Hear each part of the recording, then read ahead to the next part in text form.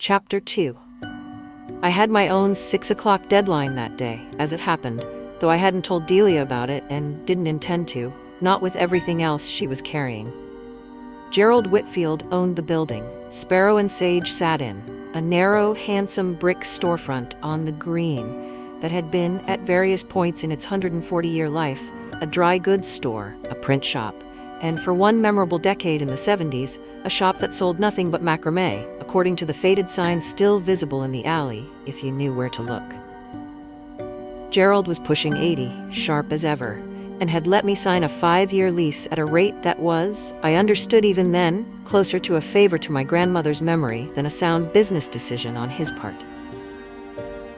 I found him on his usual bench outside the hardware store at lunchtime, a paper cup of coffee going cold beside him, watching the green the way he watched most things lately, like a man cataloging a place he expected to miss. "You're up to your elbows in that trail again," he said, by way of greeting. "Guilty." "Good. Town needs it." He nodded slowly, then seemed to gather himself for something.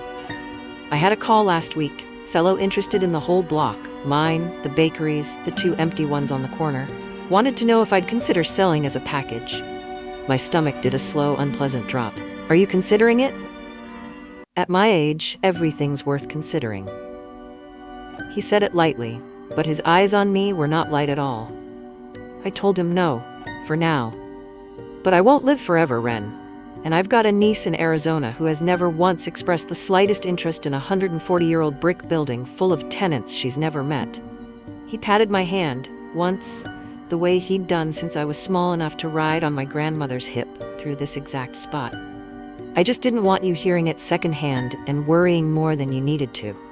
Nothing's changing today. I wanted you to hear that part clearly." I thanked him, and meant it, and walked back to the trail with that particular cold feeling you get when a worry you'd successfully kept in a back drawer of your mind gets pulled out into the light for a minute, examined, and put back. Not gone, just filed under later. I didn't know yet that later would turn out to be a different holiday, a different year, a different set of circumstances entirely. That afternoon, it was just one more thing sitting quietly under everything else, waiting its turn.